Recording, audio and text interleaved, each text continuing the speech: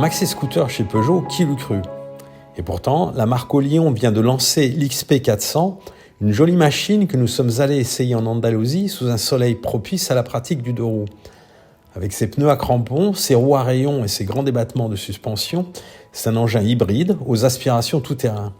Clairement, ses concepteurs se sont inspirés du Honda XADV qui avait lancé ce segment. Alors ce modèle ne se pose pas tout à fait en concurrent du japonais, intouchable avec son moteur de 750 cm3, mais plutôt de la DV 350 et du Kymco DTX 360. La naissance d'un tel scooter montre que Peugeot Motocycle, devenu une entité indépendante du constructeur automobile, n'est pas mort.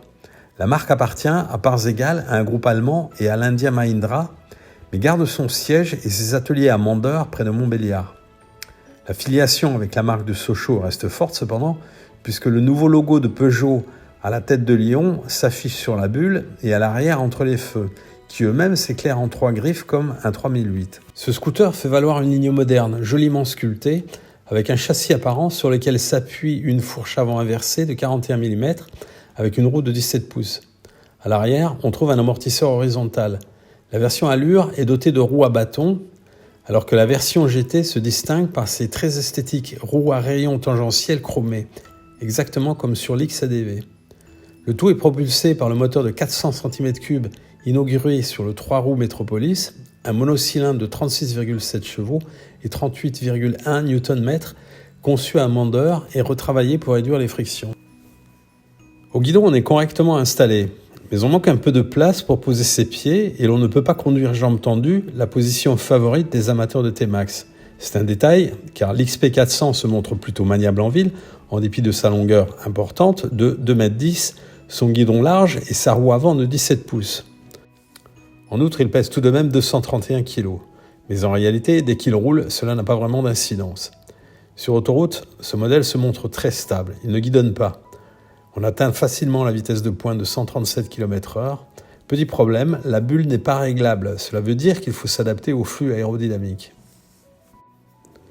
Sur les petites routes, l'XP 400 se révèle très plaisant à conduire. Le moteur, même s'il ne vous explose pas, pousse assez bien pour donner du dynamisme à la conduite. Car cette machine se comporte d'une façon étonnante. Elle se montre maniable, précise en entrée de courbe et dans ses trajectoires. Elle vous laisse prendre de l'angle pour enrouler les courbes avec la même efficacité qu'une moto. Ces pneus Pirelli STR vous collent parfaitement à la route. Vous enchaînez les changements d'assiette avec facilité, à un bon rythme. Le freinage est puissant, ce qui vous donne un sentiment de sécurité. Quant à ses vertus tout-terrain, elle reste limitée malgré sa vocation de SUV. Déjà parce que l'on ne peut pas conduire debout. Il est vrai que l'XP 400 n'est quand même pas un trail, mais il est suffisamment agile pour vous emmener en confiance tout au long de chemins de terre. On peut déconnecter l'anti-patinage pour renforcer son côté ludique, mais cela nécessite de passer par l'écran central à l'arrêt. Pas question en revanche de débrancher l'ABS. Le Peugeot XP 400 démarre par une commande circulaire que l'on tourne, ce qui permet de laisser le transpondeur dans un petit logement au bout de la selle sous le conducteur. Le coffre, lui, s'ouvre en 2 parties, mais il n'est pas très grand. Il ne peut accueillir qu'un seul casque intégral et encore un petit modèle. Le nôtre ne rentrait pas. C'est un sacré loupé car tout le monde n'aime pas rouler avec un jet, notamment en hiver.